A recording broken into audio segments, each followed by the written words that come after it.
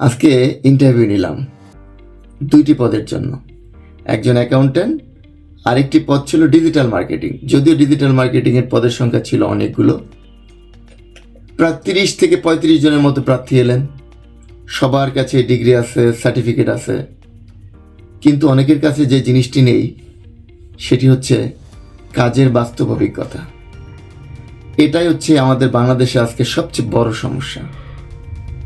আমাদের শিক্ষা ব্যবস্থা শুধু পাশ করা শেখায়, কিন্তু স্কিল শেখায় না। চাকরি চাই, আয় চাই, কিন্তু নিজেকে যোগ্য করার কোনো প্রস্তুতি নেই। 2026 সালে শুধু ডিগ্রি দিয়ে কিন্তু হবে না। আপনার থাকতে হবে কম্পিউটার জ্ঞান, ইংরেজিতে দক্ষতা এবং এআই সম্পর্কে ধারণা। মনে রাখবেন, ডিগ্রি দরজা খুলতে পারে, কিন্তু স্কিল আপনার সফলতা এনে দেয়। তাই আজ থেকেই শুরু করুন, নিজেকে স্কিল করুন, ভবিষ্যৎ আপনাকেই খুঁজবে।